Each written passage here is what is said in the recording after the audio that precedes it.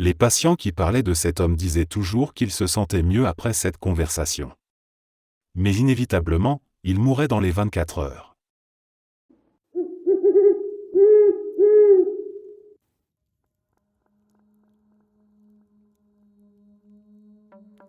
Il y a quelques années, j'ai rêvé d'un vieux pote du lycée, que je n'avais pas vu ni à qui je n'avais parlé depuis encore plus longtemps.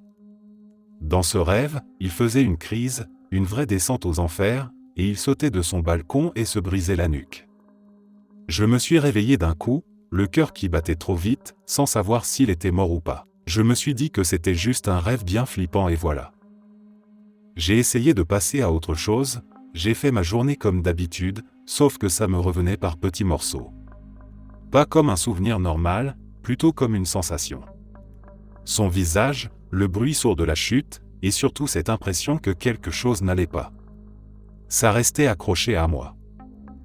Puis plus tard dans la journée, je suis allé sur Facebook et j'ai regardé son profil pour prendre de ses nouvelles. Juste pour vérifier.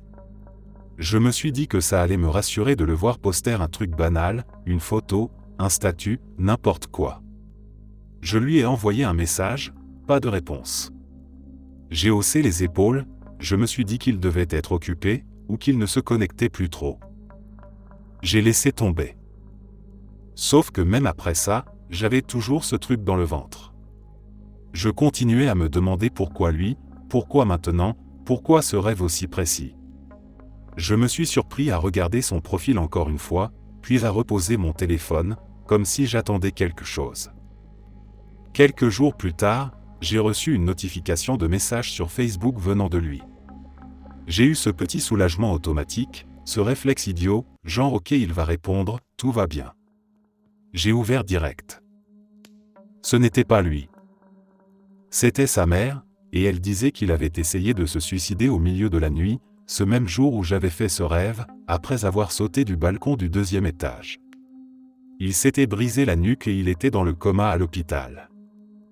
Je me souviens avoir relu le message plusieurs fois parce que mon cerveau refusait de connecter les deux trucs. Comme si ce n'était pas possible que ça colle autant.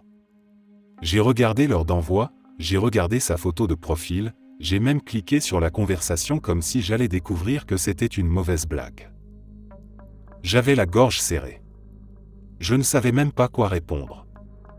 Je me sentais mal, et pas seulement triste, mais bizarrement coupable aussi, comme si j'avais été témoin de quelque chose sans y être vraiment. Je me suis demandé si j'aurais pu faire quelque chose de plus, si je l'avais contacté plus tôt, si j'avais insisté, si j'avais appelé quelqu'un. Et en même temps je savais que je n'avais aucune idée de ce qui se passait dans sa vie. Je suis resté avec mon téléphone dans la main un long moment, juste à fixer l'écran. Le rêve tournait dans ma tête, mais maintenant ce n'était plus juste un rêve. Maintenant il y avait un corps à l'hôpital, un lit, des machines, et sa mère qui écrivait à la place de son fils. Et encore aujourd'hui, je ne sais pas ce qui me fait le plus peur. Le fait que j'ai rêvé exactement ça. Ou le fait que, pendant quelques heures ce jour-là, j'ai eu cette impression que quelque chose était en train d'arriver, et que je n'ai rien pu faire à part envoyer un message sur Facebook.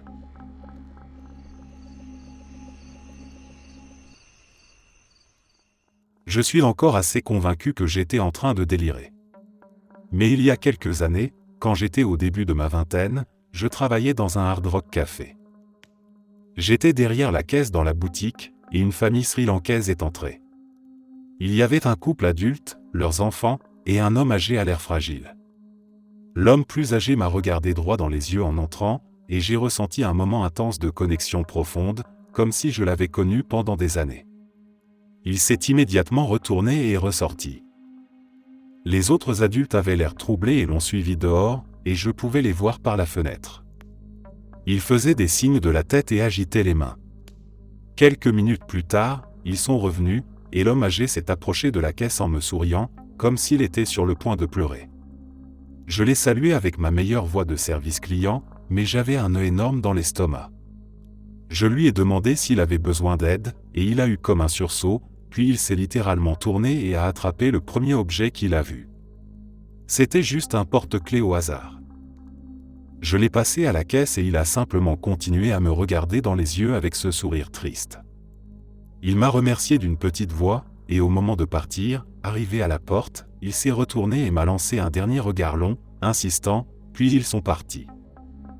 Contre toute logique et toute raison, j'ai eu l'impression de savoir que, dans une vie précédente, il était mon mari. Je ne crois même pas à la réincarnation. Je n'en ai jamais parlé à personne parce que ça paraît complètement ridicule, mais j'ai eu l'impression qu'une vie entière défilait devant mes yeux, une vie que je n'avais jamais vécue. C'était probablement juste dans ma tête, mais ça fait des années et ça m'est resté.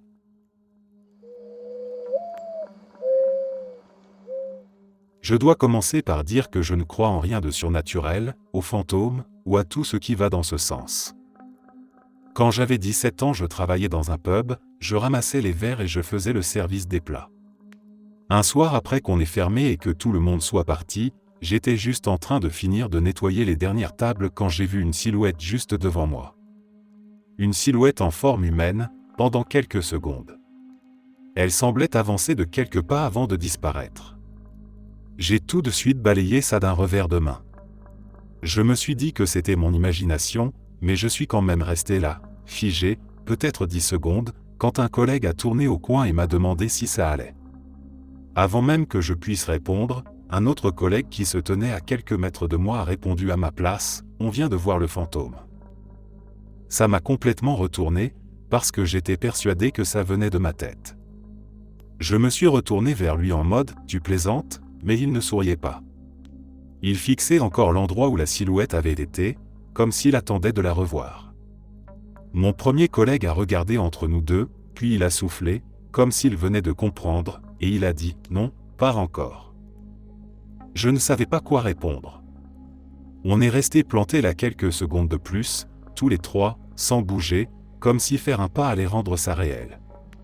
Ensuite on a repris nos esprits et j'ai essayé de faire comme si de rien n'était, en passant un chiffon sur la table devant moi, mais mes mains tremblaient un peu. Le pub était silencieux, à part le bourdonnement du frigo derrière le bar et une espèce de craquement dans les vieilles boiseries, le genre de bruit que tu n'entends pas quand il y a du monde.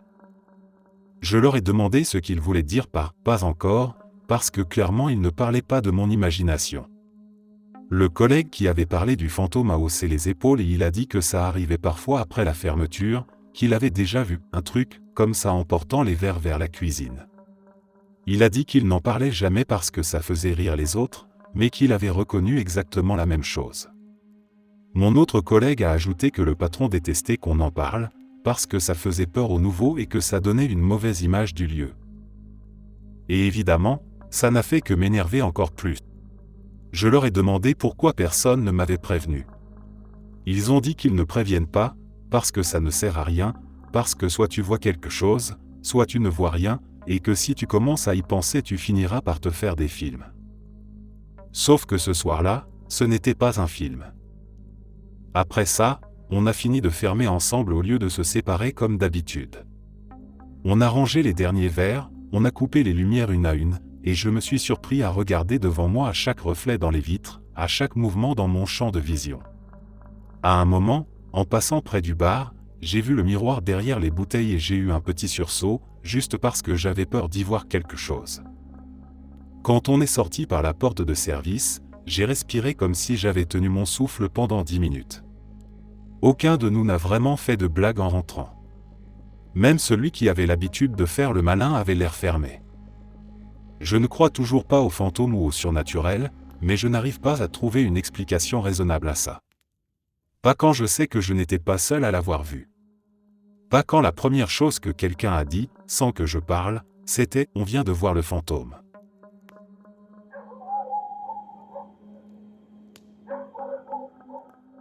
J'aime jouer au disque golf comme loisir. Un jour, j'ai trouvé un disque personnalisé avec une teinture sympa, dans des broussailles au trou numéro 2 d'un parcours sur lequel je n'avais jamais joué auparavant. Ce n'était pas vraiment le type de driver que j'utilise souvent, donc il est resté dans mon sac pendant quelques mois, jusqu'à ce que je me dise que j'allais le vendre, vu que je m'en servais rarement, pour faire un peu de place dans mon sac et gagner quelques dollars.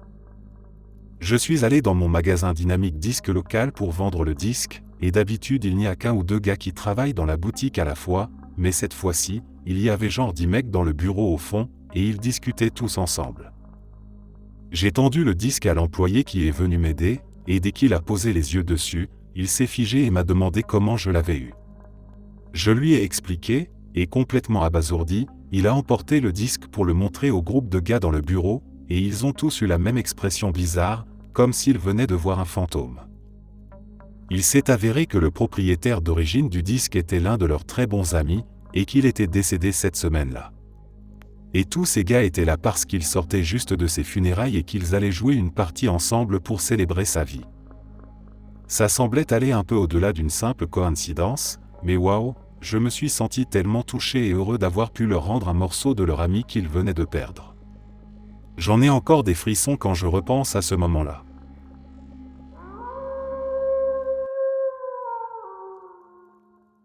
J'ai toujours aimé agir comme si j'étais sceptique. Dans ma vie, je n'ai eu qu'une seule expérience qui m'a réellement laissé réfléchir au surnaturel. Le RAC. Je me réveillais souvent avec de la paralysie du sommeil, de mes 12 à mes 17 ans, c'était assez régulier. À 16 ans, j'ai vu quelque chose pour la première fois. Je me suis réveillé brusquement en sentant une présence, ce qui était nouveau. J'étais un enfant très anxieux, alors j'ai immédiatement scruté autour de moi avec ma vision limitée. Dans le coin de ma chambre se tenait, aussi droit que possible, une silhouette humanoïde très mince. J'ai fermé les yeux de peur et j'ai dû rester comme ça pendant des heures avant de finir par m'endormir. Des mois plus tard, je me suis réveillé de nouveau, pour la première fois depuis cet événement. J'ai regardé vers le bas, au-delà de mes pieds, et le contour du haut d'une tête me fixait. Encore une fois, j'ai fermé les yeux en craignant la fin. Cette fois, seule l'arrivée du matin m'a libéré. Moins d'un mois après cette deuxième fois où j'ai vu quelque chose, je rentrais chez moi en voiture après le travail. J'avais tout juste 16 ans et je conduisais ma première voiture, je me sentais incroyable. Je suis sorti de l'autoroute et j'ai pris une longue route de campagne limitée à 90 km/h, qui me menait jusqu'à ma ville. J'ai allumé mes pleins phares et j'ai monté un peu la musique. Cette route était connue pour être dangereuse, entre les serres et son état de délabrement total. Je roulais trop vite. Soudain, j'ai vu une silhouette sur le bord de la route. Elle était accroupie au-dessus de ce qui ressemblait à un sac. J'ai retiré mon pied de l'accélérateur et j'ai ralenti un peu en roue libre. En me rapprochant, j'ai vu que ce n'était pas un sac, c'était un cerf-mort. Je roulais à environ 70 km/h, et j'ai jeté un bon regard à la silhouette en passant. Son visage était d'une finesse effrayante, avec des proportions corporelles horribles. 4 mois plus tard, j'étais à 8 heures de route au nord de cette ville, en train de travailler dans un camp d'été. J'y étais depuis quelques semaines, et la semaine du lycée est enfin arrivée. J'avais droit à une semaine au camp au lieu de travailler. Je me suis mis dans l'ambiance, on m'a placé dans une cabane compétitive, et je me suis rapidement rapproché des autres garçons. Le jeudi soir, c'était la nuit du bivouac. Ce camp était dans le Michigan, au bord de la forêt nationale de Huron. Nous devions marcher sur une route d'accès, à plusieurs kilomètres au cœur de la forêt, et trouver un endroit où dormir sous les étoiles. Je me souviens être passé devant le panneau des 18 miles, ce qui n'est qu'à 8 km du camp. La route d'accès commençait au-delà de l'autre côté du camp. Cela nous plaçait à environ 8 km au nord-ouest du camp. On a joué à toutes sortes de jeux, puis il a fini par faire nuit. Alors que nous étions 8 assis autour du feu de camp avec notre moniteur, un garçon juste en face de moi s'est brusquement redressé, fixant quelque chose au-delà de moi. Je me suis retourné avec 2 autres personnes et j'ai vu la queue de quelque chose disparaître le long du sentier que nous avions ouvert à travers les broussailles pour trouver notre endroit de campement. Il semblait bouleversé, mais il n'a même pas fait de remarque. Plus tard, alors que nous étions en train de laisser le feu se calmer, il pousse soudain un cri et pointe du doigt derrière moi.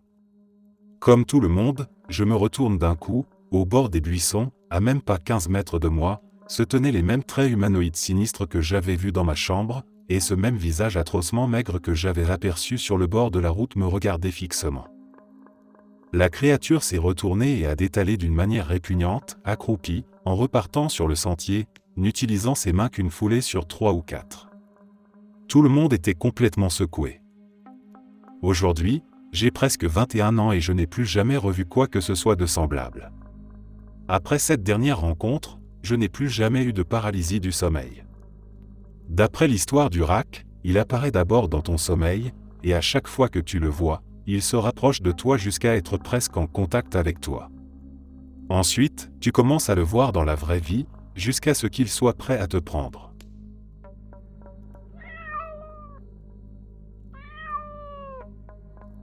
Pour ma thèse de fin d'études, j'écrivais sur un gars qui s'appelait Harold Sherman.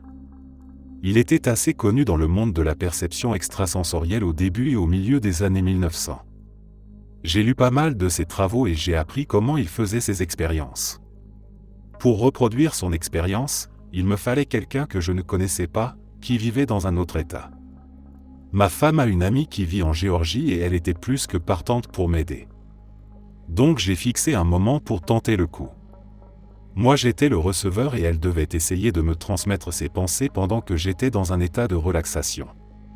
Honnêtement, je pensais que ça n'allait rien donner parce que je crois pas que nos cerveaux puissent communiquer comme ça. Mais on a fait l'expérience et j'ai noté ce que j'avais l'impression qu'elle m'envoyait. La dernière chose sur ma liste, c'était l'image d'un homme roux avec une barbe. C'était très distinct et vraiment vivant. Le lendemain, j'ai appelé l'amie de ma femme et j'ai repris la liste avec elle. On a passé les premiers éléments et elle réagissait un peu, parfois elle disait que ça lui parlait, parfois non, et moi je restais surtout concentré sur le fait de tout recenser proprement parce que c'était censé être un travail sérieux, pas juste un délire. Plus on avançait, plus je me disais que c'était peut-être juste mon cerveau qui faisait des associations au hasard, parce que certains trucs pouvaient coller un peu trop facilement. Je gardais quand même le ton neutre, comme si je lisais juste des résultats, et elle aussi elle essayait de pas trop influencer. Et puis je suis arrivé à l'homme roux. Là elle m'a dit un truc du genre, « Attends, il ressemblait à quoi exactement ?» Alors je l'ai décrit, la couleur des cheveux, la barbe, le visage, et surtout le fait que c'était pas une image floue, c'était comme si je l'avais vu debout devant moi. Et là elle a complètement paniqué. Elle a commencé à dire « Non, c'est pas possible, non attends », et je l'entendais bouger de l'autre côté du téléphone comme si elle venait de se lever d'un coup. Elle m'a demandé si j'étais sûr, si j'avais regardé une photo d'elle ou si j'avais déjà vu quelqu'un chez elle, ce qui était absurde parce que je ne l'avais jamais rencontrée et que je savais même pas à quoi ressemblait sa vie là-bas. Elle a ensuite envoyé une photo à ma femme. C'était une photo de son petit ami de l'époque, et apparemment il était là avec elle pendant l'expérience. Je ne savais même pas qu'il allait participer ni même qu'il existait, on m'avait juste dit quelle serait la personne qui ferait l'expérience avec moi. Et quand j'ai vu la photo, c'était exactement la personne que j'avais vue dans ma tête. Même style, même visage, même barbe, même impression générale, c'était pas juste un détail qui ressemble vaguement, c'était vraiment ça. Je crois toujours pas à l'ESP ni à ce genre de truc, mais ça, c'est un des rares trucs que je n'ai jamais réussi à expliquer. Et ça me reste en tête parce que j'étais parti du principe que ça allait être un échec total, un truc à écrire dans ma tête juste pour dire que j'ai essayé, et au final c'est devenu le seul moment où je me suis dit, ok, là il s'est passé quelque chose de bizarre, un truc qui ne rentre pas dans une explication simple.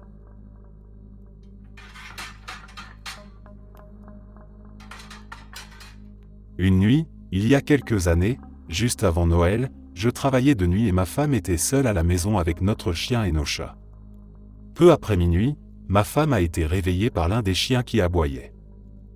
Elle est allée le laisser sortir, et a remarqué qu'il était fixé sur le sapin de Noël. Elle l'a mis dehors puis elle a vérifié si l'un des chats était dans le sapin. Elle n'a rien trouvé, a fait rentrer le chien et est retournée se coucher. Le lendemain matin, avant que je rentre, elle est descendue et le chien fixait encore le sapin. Elle venait de voir tous les chats à l'étage, alors elle a regardé le sapin de plus près, ainsi que les étagères derrière. Sur une étagère où nous avions les photos encadrées de remise de diplôme de ses nièces, il y avait une autre photo que ni elle ni moi ne reconnaissions. Elle semblait avoir été posée intentionnellement entre les autres cadres. C'était la photo d'une petite fille, d'environ 2 ans, elle portait une robe de Noël et était assise à côté d'un chat blanc. Au dos, il y avait écrit « Daniel 1987 ». L'enfant et le chat ne sont pas à nous. Nous sommes les 3e propriétaires de notre maison, et nous avons même pu parler avec des membres de la famille des propriétaires de la maison en 1987. La petite fille et la photo n'ont aucun lien avec eux. Mon beau-père était policier dans notre ville à cette époque, il n'y a eu aucune tragédie majeure ni à ce moment-là, ni à aucune autre période, dans notre maison. De plus, notre maison a été construite en 1978, c'était une maison témoin pour un nouveau lotissement. Pendant des années après ça, il y a eu des choses étranges, liées au chien et à la photo. Trop pour que je puisse tout taper avec mes pouces. Tout s'est arrêté quand le chien n'a plus été avec nous. Nous avons toujours la photo. Honnêtement, elle nous fait un peu peur. On la garde en sécurité et on ne montre aux gens que des photos de celle-ci sur nos téléphones. On s'assurera de la laisser avec une lettre d'explication pour les nouveaux propriétaires si jamais on vend un jour.